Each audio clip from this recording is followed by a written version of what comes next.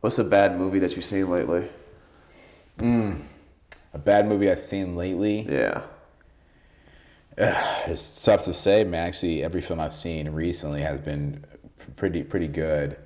Um, oh well, I went back to watch the Friday movies, and I love the first one. Chris Tucker's one of my favorite actors. Iconic. Chris Tucker's iconic in that. Chris Tucker's iconic in that, and Rush Hour, just phenomenal. Then I watched Friday After Next. I tried to watch it right afterwards on Netflix, and there's a part where he goes into the uncle's room, or whatever.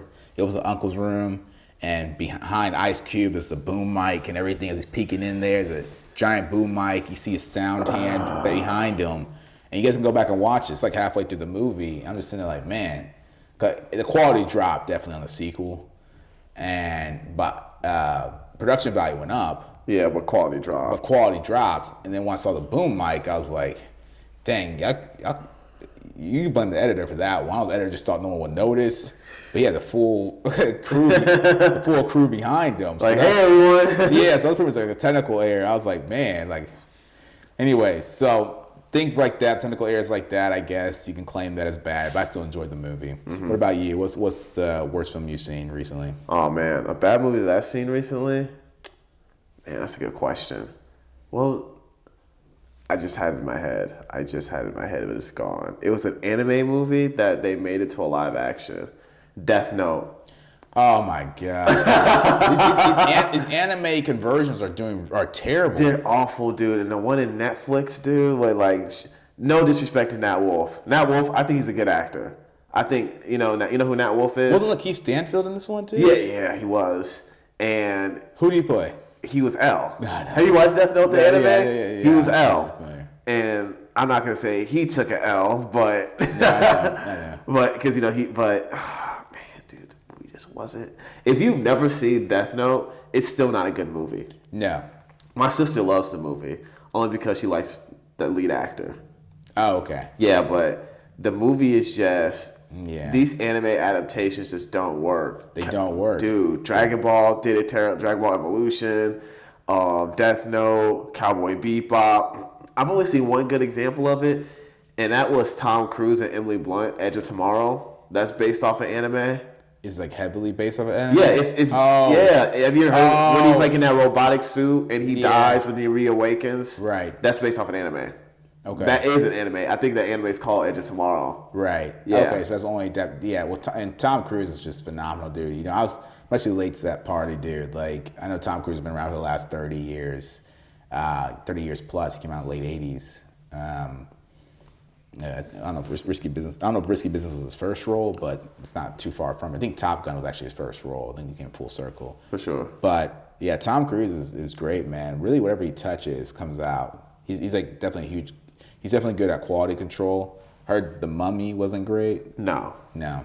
He has some flops here and there, but yeah, a lot of his movies are actually he has a great. If we want to equate catalog to actors, that might be another topic. But he's got a great catalog or great resume or credits or whatever. Great career, man. Great career. But man, that Death Note movie, dude. And you want to know something? I'm the type of person, if I'm watching a bad movie, I have to finish it because I already dedicated time to it. Like the new Space Jam movie with LeBron. No disrespect to LeBron, I did not like the movie. No. Just didn't like it. But I was at the halfway point. It's like, dude, I might as well keep going. That had to have hurt Warner Brothers, man. It had to have hurt them. It's not based on the quality of the movie. I enjoyed the movie.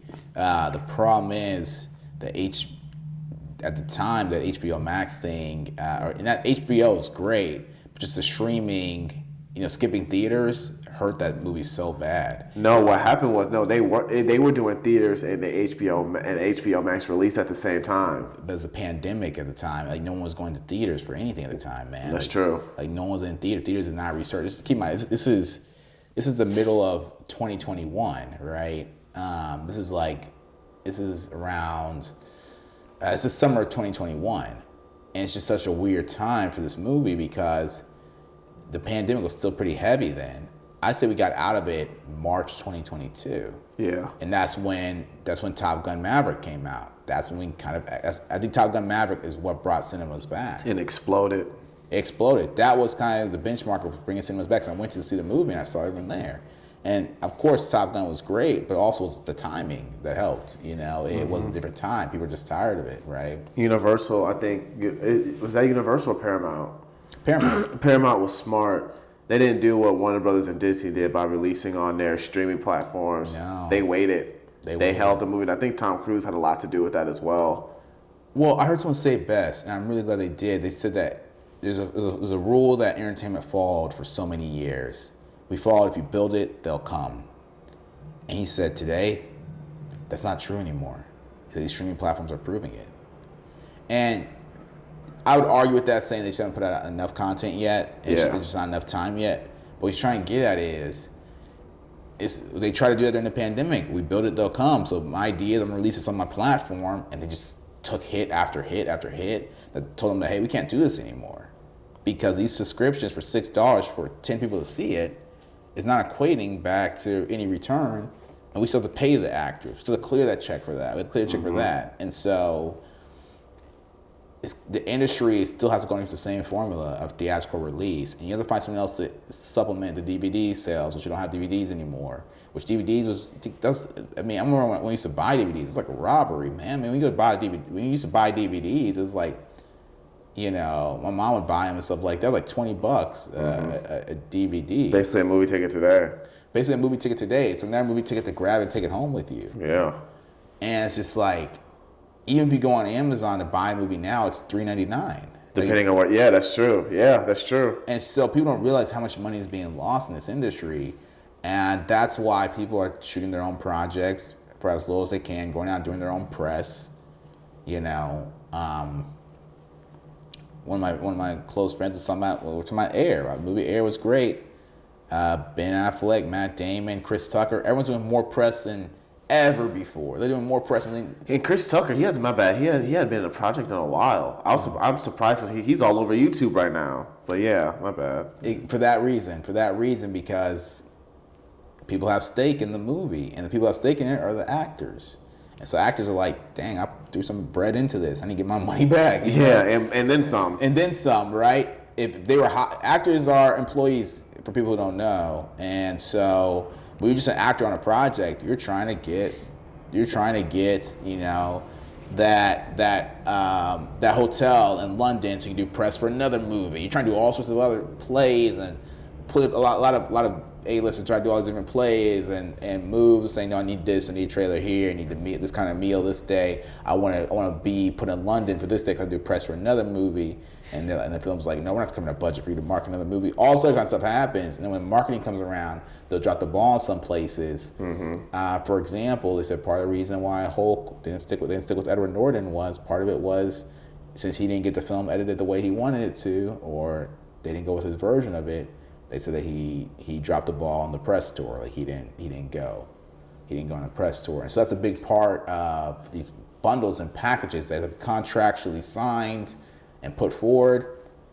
But it's funny, once it's your own money, you like bump all the contracts. Y'all get out on the field, y'all gonna bring my money back. Yeah. And everybody goes out doing press like they never did before. And you see it with a project like Air.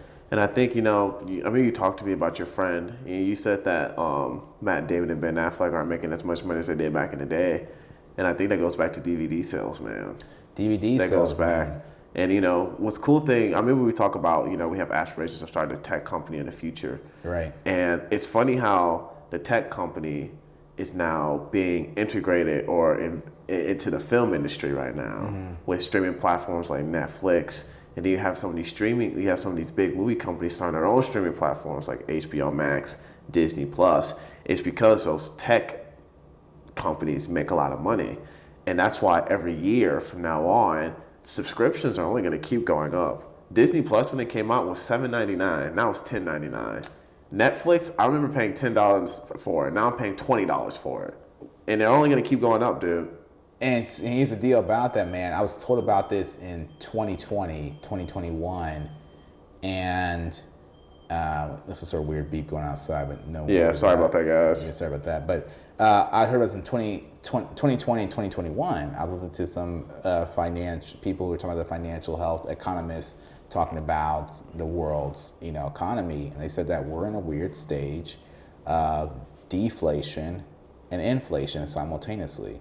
Oh, wow. And we're in deflation when it comes to things that aren't essential for living, like art.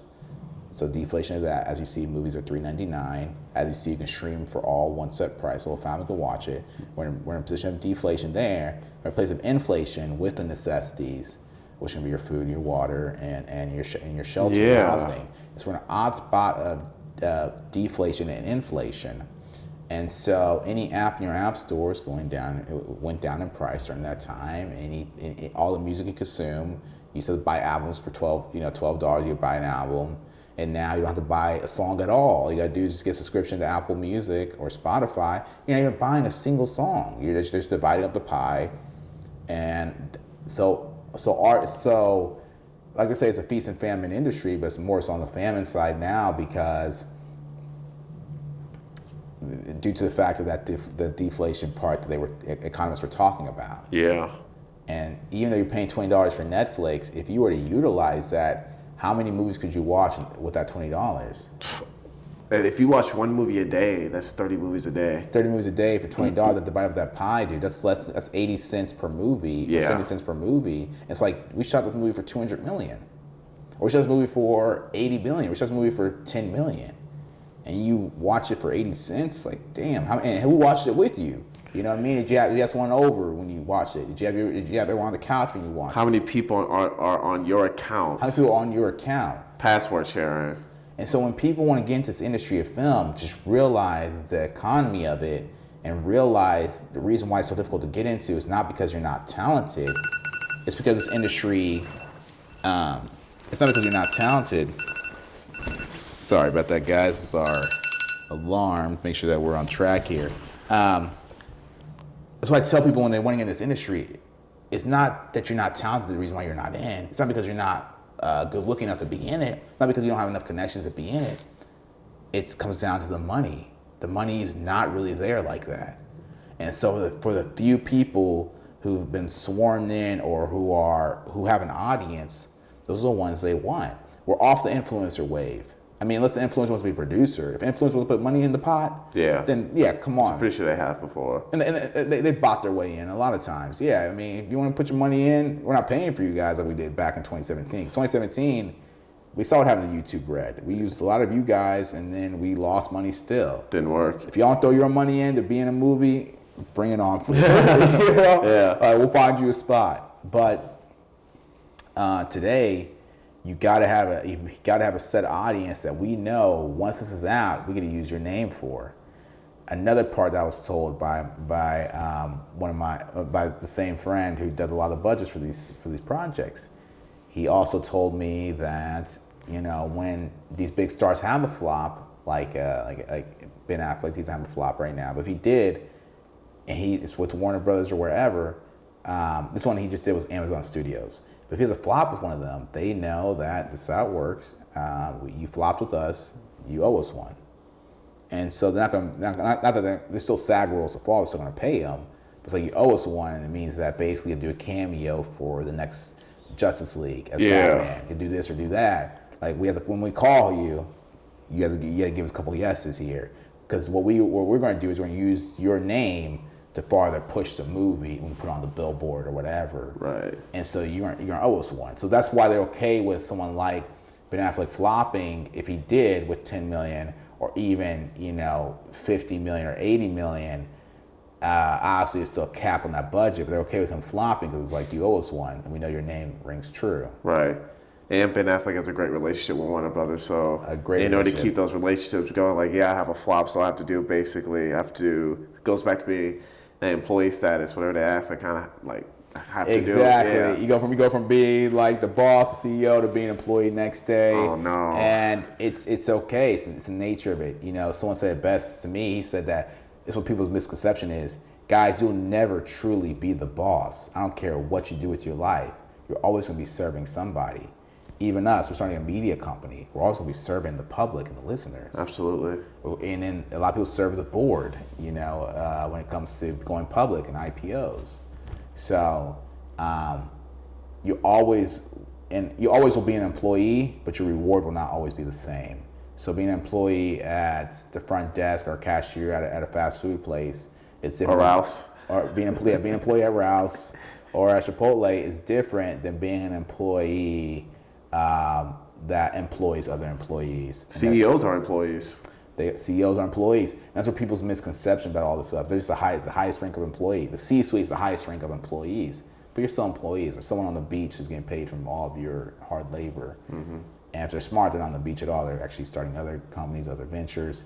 Though, and the person who's at home is serving more people because they start this company to serve as many people as possible. And so we're always in service to somebody. Guys, you guys got like $1 million worth of game from people who are working to acquire their first million. This is Black Hollywood, and we'll be back with another episode. Go be great.